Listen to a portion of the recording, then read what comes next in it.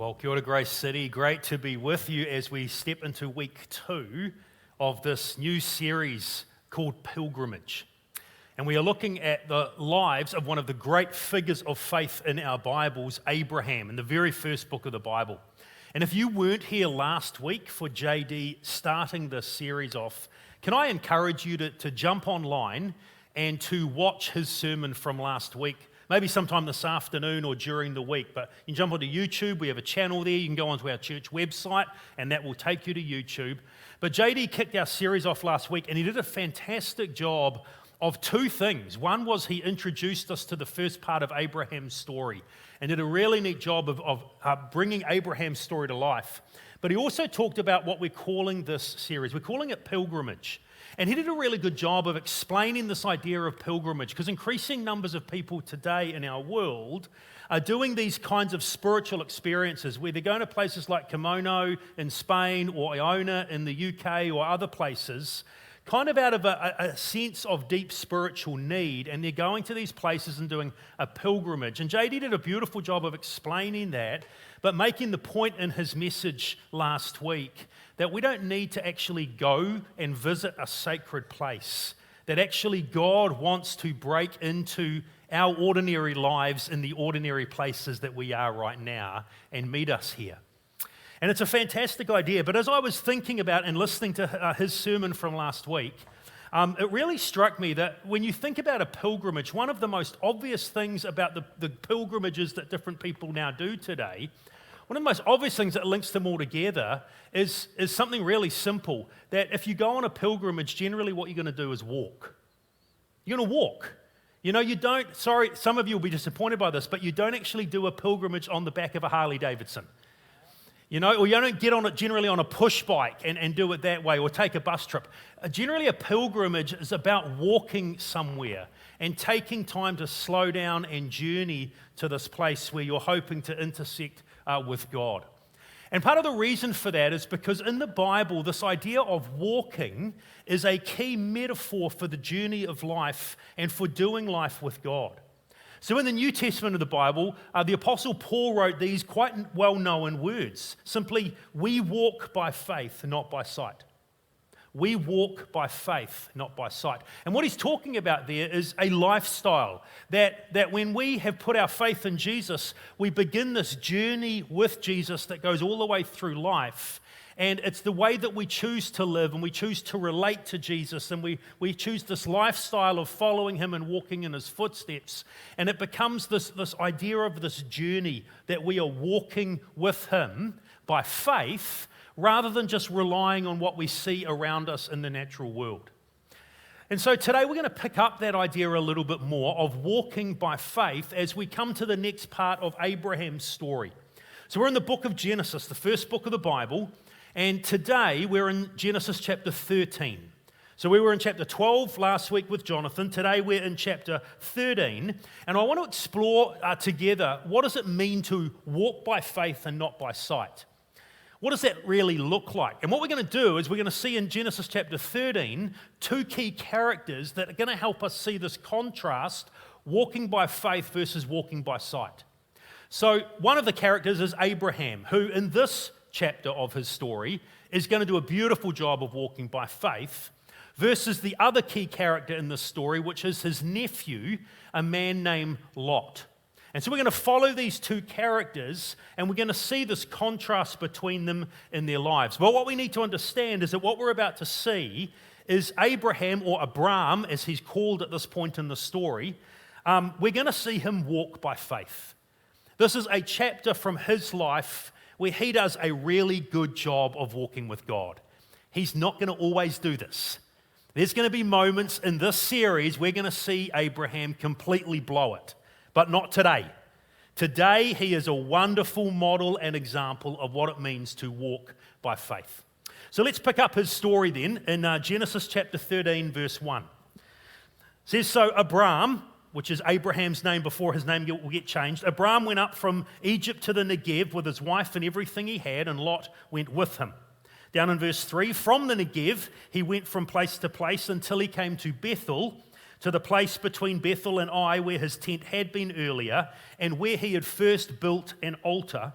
and there Abram called on the name of Yahweh. So what we're getting is a little bit of a geographical journey at the beginning of Genesis chapter 13. At the end of chapter 12, in a story that we didn't go touch on last week, Abraham had ended up down in Egypt. There'd been a famine in the land that he had been promised, and he thought this is not too good, and so he took his entire entourage and they went down to the land of Egypt for a few years. Not a good move. God had told him to dwell in the land of promise, and he had turned his back on that and gone down to Egypt. God hadn't told him to go down, so he was kind of at the end of Genesis chapter 12. Abraham is more operating by sight than he is by faith. And he messes up down there. He uses lying and deceit to get himself out of a sticky situation, and we're going to come back to that story later in our series. But he messes up big time.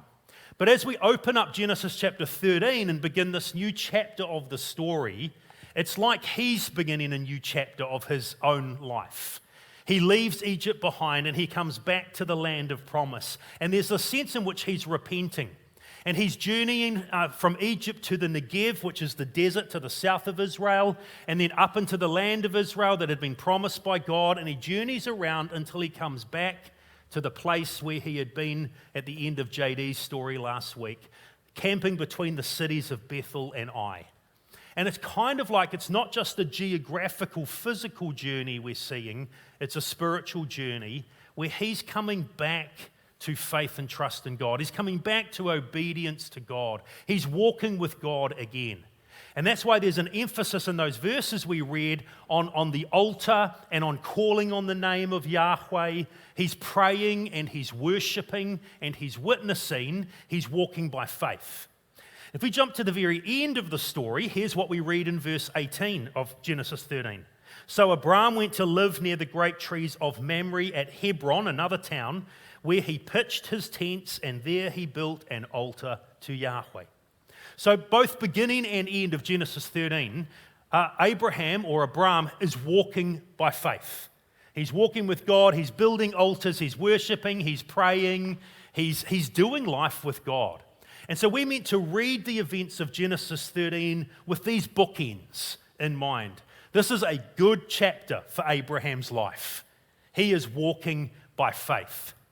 But a problem arises. There's a significant issue that for many people would think was a good problem, but it's actually quite a tough problem. If we go back up to verse 2, which I jumped, we read these words. Abram had become very wealthy in livestock and in silver and gold. Now come down to verse 5, and Lot, who was moving around with Abram, also had flocks and herds and tents. So both Abraham, and Lot, his nephew, have become uber wealthy, like wealthy as. They don't have land holdings, they haven't purchased land in this land of promise at this point, and there's no bank accounts, KiwiSaver hasn't been invented yet, but what they are wealthy in is what the ancient world really prized. Herds and flocks and tents and servants and gold and silver. And both Abram and Lot have got those things in abundance. They have become super wealthy. But that creates a significant problem for them because the story continues in verse 6. But the land could not support them while they stayed together, for their possessions were so great they were not able to stay together. So the problem is, because they've both got huge flocks of sheep and goats and herds of cows and masses of camels and whatever else they had, there's simply not enough grass. There's not enough feed to feed all of these animals. And so they come to the realization they aren't able to stick together anymore. This is too hard. And so they end up deciding that they're going to have to separate. Because quarreling rose between Abram's herders and Lot's, and the Canaanites and the Perizzites were also living in the land. So it's busy, and because they've both become incredibly wealthy, they've got an abundance of stuff, they have this conflict, there's this problem now that they're going to have to separate. And this is a helpful reminder to us. Often, we think in our lives the most challenging seasons of life for us, if we want to walk by faith, if we want to go through life really trusting God, we often think that the most significant challenge to that are going to be the times of hardship and trial and difficulty. when we walk through those really tough valleys that sometimes we go through, that's what challenges our faith. And that's certainly true.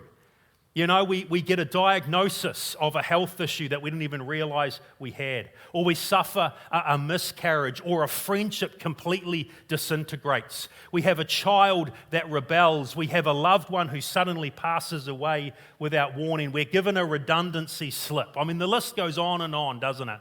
And in those times when we face real difficulty and trial, and we walk through these valleys of life, that's often when our faith and our trust in God can be really tested. But I want to suggest equally, it's also the mountain peaks of life that our faith can be tested in a completely different way. When we're doing really well, when we have an abundance of things, when our job is going awesome, when our family life is wonderful, our kids are actually being obedient, you know, when everything's going great, those are often the times where our faith can be in real trouble, because we can be tempted to forget about God and not lean on God and not walk with God as much as we should.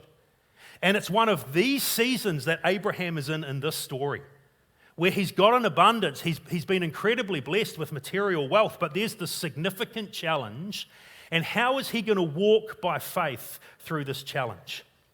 And so what Abraham does, he takes the initiative and he says to his nephew, we're going to have to separate here, because the land simply can't sustain us.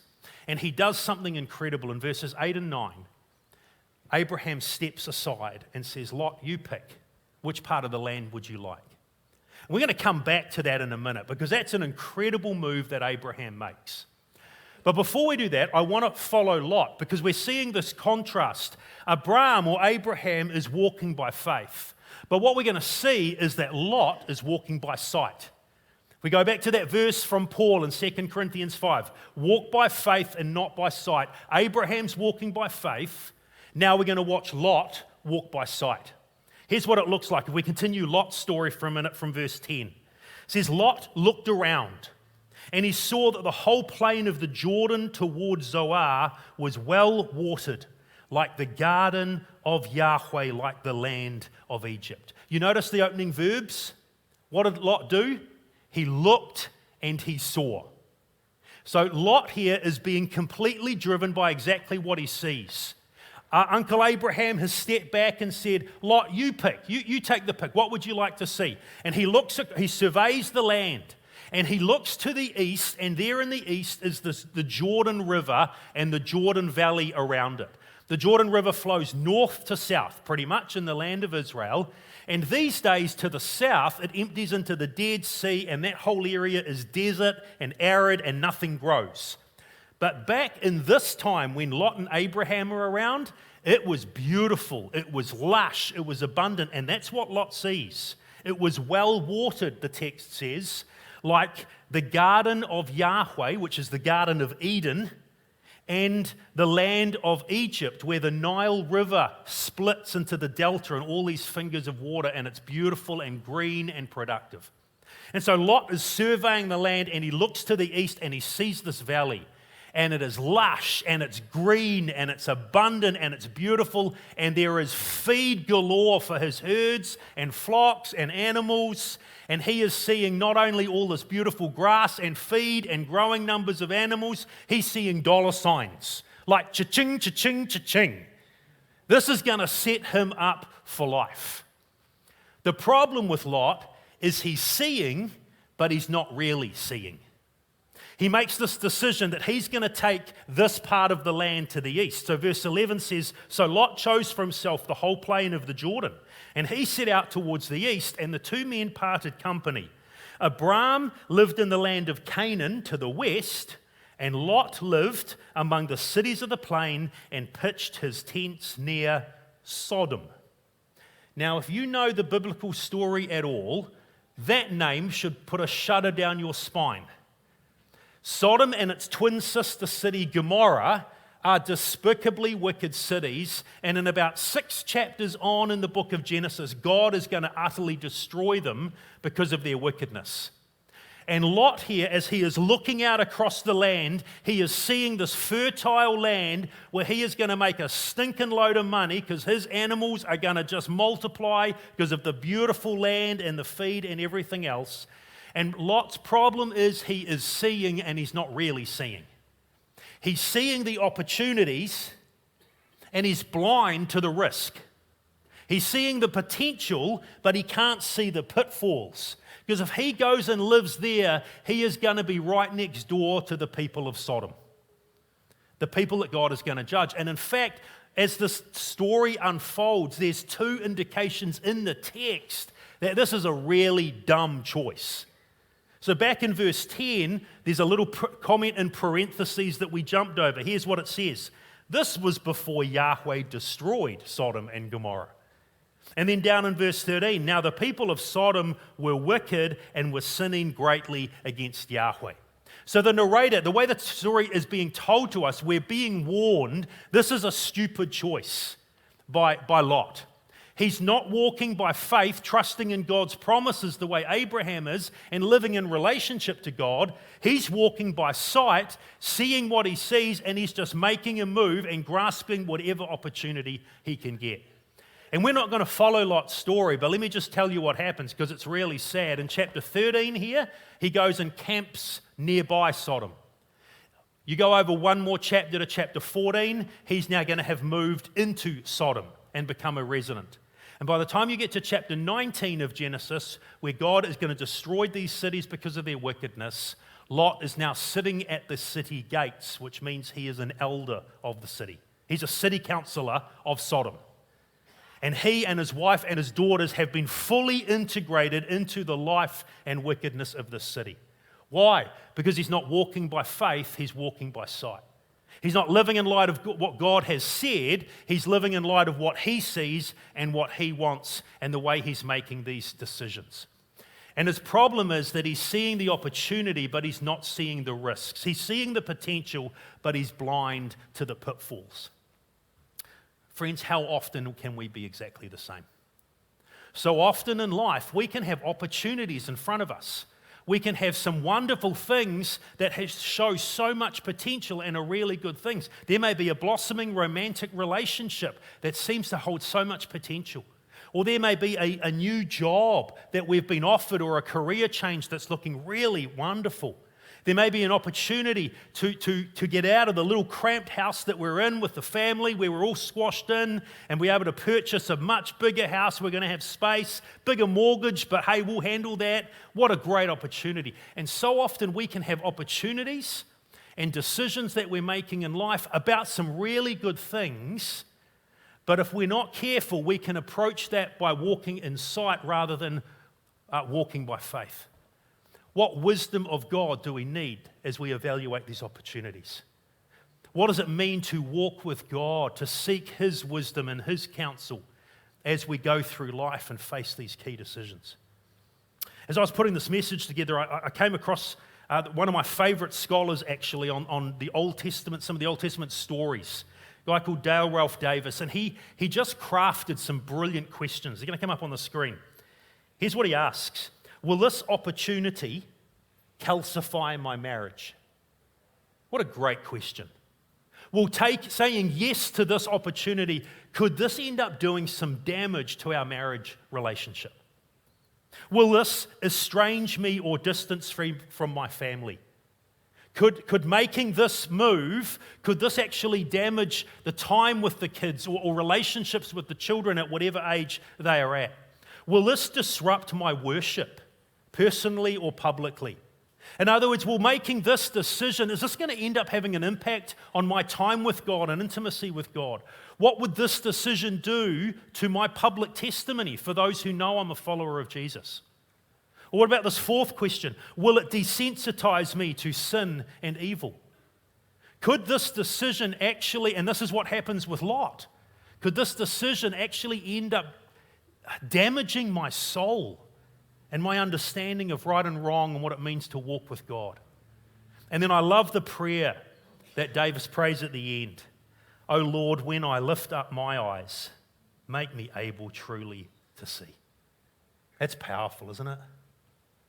And there's this stunning contrast in this story, friends, between Abraham, who is walking by faith, and Lot, who's walking by sight.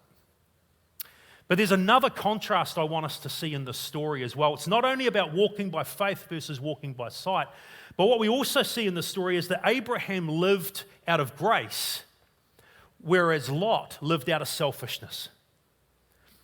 Abraham operates by grace in this story, and Lot operates by selfishness. Because let's come back to this decision in the middle of the story. All right, they're facing this challenge, there's conflict, there's difficulty, their employees are at each other's throats, and Abraham realizes the land isn't big enough, it isn't fertile enough, there's not enough feed for all of our combined flocks and herds. We're going to have to separate. And so Abraham comes and he has a chat to Lot about that, and then he does something remarkable. He says, Lot, we're going to have to separate. That's what we're coming back to verses 8 and 9. So Abram said to Lot, let's not have any quarreling between you and me, or between your herders and mine, for we're whānau, we're close relatives. And then he proposes the solution in verse 9. Is not the whole land before you? Let's part company. If you go left, I'll go right. If you go right, I'll go left. What Abraham does here, friends, is radical. Do you know what he does? He says, we're going to have to separate. And then he does this. He steps aside. He gets out of the way and he says, Lot, you pick, you choose. Now, if Lot was thinking this through well, he would have gone, no, uncle. No, this is not my choice. See, because Abraham had the right to make this decision for two reasons. One, culturally, he's the older statesman here. This is a patriarchal world and he's the patriarch. So everyone in their culture would have expected that Abraham would step forward, we're going to have to separate Lot, let me choose which part of the land I want, and you can have the fragments. That's what culturally should have happened. But not only culturally, spiritually, Abraham is the one that God is talking to. Abraham is the one who has this covenant with God and these brilliant promises that JD unpacked for us last week. God hasn't made an agreement with Lot. He didn't say to Lot, I'm going to bless the world through you. No, he said that to Abraham. So culturally, it's Abraham's choice, and spiritually, God's promised him the whole land. This is his land. And Abraham, in spite of that, steps aside. Lot, you take first pick. And Lot, as I said, what Lot should have done is said, no, uncle, you're the patriarch, you're the senior, it's your choice. And you know what? God's blessing you. I'm getting blessed because I'm hanging with you. No, uncle, you choose. And he doesn't. It's almost like Abraham's hardly stepped aside and Lot's right in there. Thanks, uncle. Sweet. Now, where do I want to go? What's going to make my life better? And where Abraham here is the model of graciousness, of humility, and just stepping aside to let his younger nephew step forward, Lot here is the model of selfishness. And he grasps the opportunity and he takes the best for himself and he leaves Abraham behind.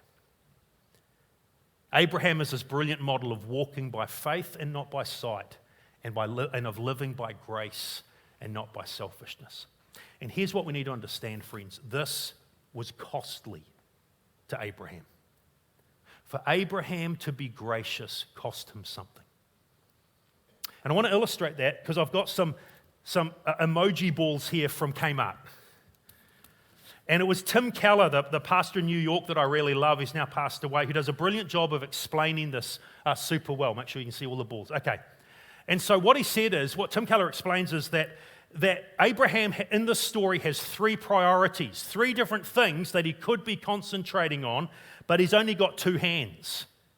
So whatever choice he makes, he's going to have to leave something behind. So one of his priorities is his relationship with God. And so he wants to ensure that he is walking by faith, that he's trusting in God, that he's staying in fellowship with God and relationship with God. So that's one priority. Another priority, of course, is his nephew. He wants to make sure that he looks after Lot well and treats Lot well. and loves Lot. You know, Lot's dad died, that's Abraham's brother, and he's kind of cared for Lot and looked after him. So he wants to love God and walk by faith, but he wants to care for Lot and look after Lot. Oh, but he also needs to think about his own personal well-being. He also needs to think about, well, what does it mean for him to be able to continue to grow in wealth? So there's his personal well-being, Abraham's, there's his relationship with Lot, and then his relationship with God. Now, one of the options is he could have done exactly what I'm doing right now. He could have gone, Lot, I love you and I want to keep our relationship intact, but I'm pretty committed to ensuring that we're both continuing to do well in life.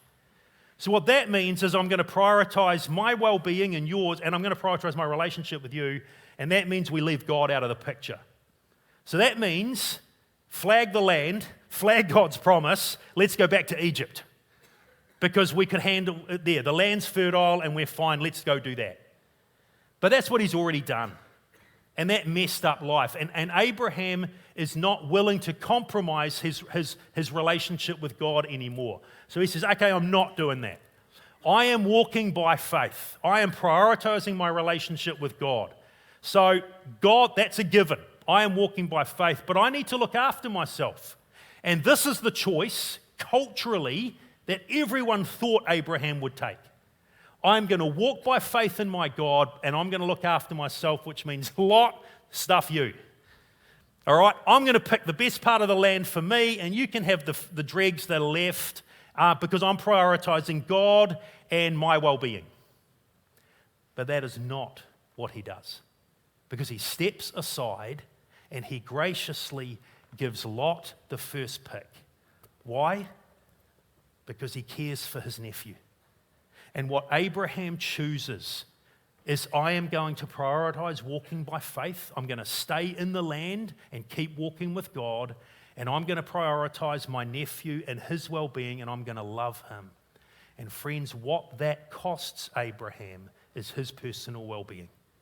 There is significant potential wealth and economic growth that Abraham leaves in the basket when he makes the choice to love God and love people. It's what Jesus said is the greatest commandments when he's asked 2,000 years later.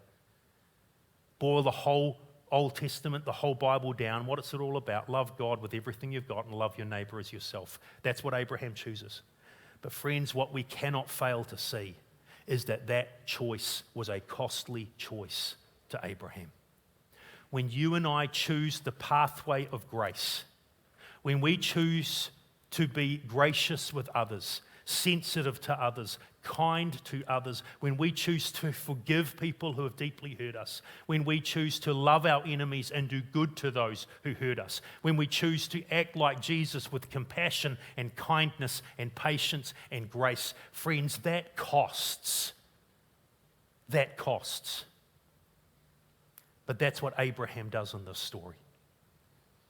He is walking by faith, not by sight. And he is living by grace and not out of selfishness. And as we let Lot fade into the background and we just think about Abraham for a minute, I want us to see that these two actions we see in Abraham's life as we finish, they go together. Abraham is walking by faith, not by sight. He is living out of grace, not out of selfishness. But friends, one of those flows out of the other. Here's the key idea I want you to remember today from this beautiful story in Genesis chapter 13. Walking by faith enables living by grace. Walking by faith enables living by grace. In other words, it is only when we are walking by faith with God, it's only when we are deeply trusting God in our lives, it's only then that we are able to be gracious to others. It's only then that we're able to step aside, because stepping aside and being gracious to people can sometimes cost us enormously. And the only times that we can really do that and really step back at great personal cost to us and be gracious is when we're really trusting that God's got our back. when we're really choosing to believe that God is a good God and a faithful God, and everything that we sacrifice for Him in this journey of life, it actually will come back to us because that's the kind of God we serve. And it's when we walk by faith, when we have a deep trust in God, that enables, that fuels the ability for us to be people of grace in this world. And to step aside and to treat people with incredible kindness and love and patience the way Jesus did. See, walking by faith fuels, enables, makes happen a life of grace. I've been meditating on this particular sermon and this passage for the last couple of months. And it really hit home to me the power of this about 6 or 7 weeks ago. My father-in-law, Roland, was in Middlemore Hospital. He had a major operation on his neck where they fused some of the vertebrae. So he ended up being in Middlemore for 2 weeks before he got out of hospital again. And so every day, either Rochelle or I or both of us were at Middlemore visiting Roland. And we came to absolutely hate the car park at Middlemore. And when I say hate, I really mean that. We hate the car park at Middlemore. I hate it for 2 reasons. I hate the fact that we charge family members to park when they're visiting sick loved ones. I think that's just wrong. Sorry if you're in management at Middlemore and I've just offended you.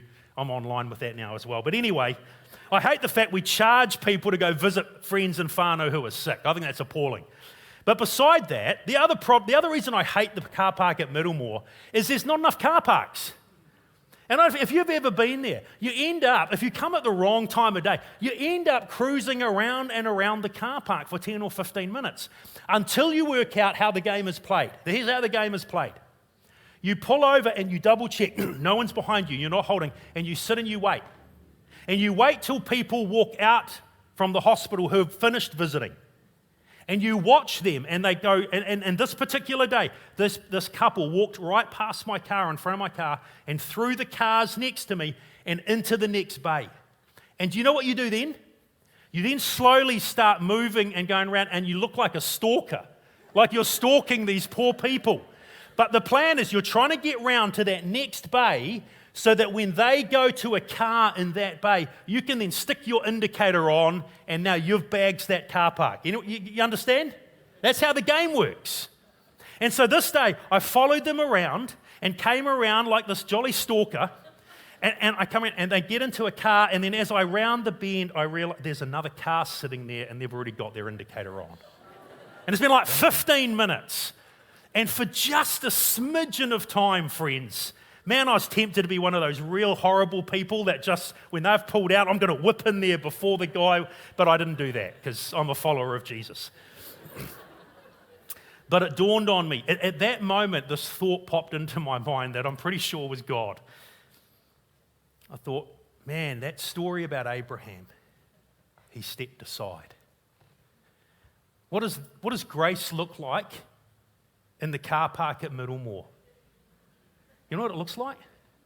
It looks like you not putting the indicator on and you stepping aside and letting someone else have that car park. And I kind of laughed. And I realized I've been traipsing around here secretly hoping that I'm going to sneak into a car park ahead of some other sucker. When Jesus calls me to be like Abraham and step aside. And I pulled out of that main car park and I went further away down to another car park that's about twice as far to walk. Okay, I'll park down there. And you know what? God had an empty car park sitting for me down there. Friends, what does it look like for us to walk by faith and live by grace? It looks like we step aside. We're in the car park at Middlemore and we graciously choose to step aside, even though that costs us, and we let someone else take the park. What does it look like? It looks like when we're talking with our family members, when a parent or a grandparent has died, and we're trying to now divvy up some of the key pieces of furniture and paintings and family heirlooms, and our heart is really set on this particular piece, and then we realize that one of our cousins also wants that exact same piece. What does grace look like? Grace looks like stepping aside. and saying, no, you have that. Does that cost? Man, that costs, doesn't it? But see, that's grace. What does grace look like? Grace looks like in the office where there's been a team project that a whole number of you have contributed to, and the project is finished and it's been a roaring success, and management is having a celebration, and they call out one of your team members and they celebrate what they've done. And you desperately want to say, hold on, what about me? What does grace look like? Grace steps aside and just quietly applauds a colleague. Man, that costs, doesn't it? What does grace look like? Grace looks like a disagreement with someone who's coming up with some arguments that are absolutely ridiculous for their point of view, and you are 2 minutes away from demolishing them with your brilliant logic. And you realize in 2 minutes' time, you will have won the argument and lost the person. And so you step aside and you say, you have made some great points. I'm going to think on that. And that costs. Friends, whenever we choose to act like Jesus with grace, whenever we choose to live out of selflessness and kindness and patience and forgiveness, that can cost us. And the only way we can live with grace is if we are walking by faith. The only way we can walk in the footsteps of Jesus is if we truly, honestly believe in the promises of God that have been given in Jesus. But when we are walking by faith, when we are trusting that God is a good and faithful God, that is what enables, that is what fuels our ability to walk by grace and to treat people with incredible kindness. It's when we really believe our God, when we really trust in His character, walking by faith in Him, that's what enables a life of grace. So Lord, we want to say thank you for this stunning story from Abraham's life. Thank you that we're going to see him mess it up along the way as well, and that's also encouraging for us. But thank you for this story where he is the epitome of faith and a model of graciousness. And Lord, we sometimes need these stories in your word. Thank you for Abraham. Thank you for the way that he so closely walks with you in this chapter. And thank you for the way he steps aside for Lot. What a model and example for us. Lord, as we head into this week ahead of us, may we be people of faith and people of grace. Help us see the opportunities, see the moments where we can step aside and graciously make room for others, despite what it may cost us. And help us, Lord, to be trusting that you are a good and faithful God, that we can be gracious to others because we trust in you. We ask this in your name and for your glory. Amen.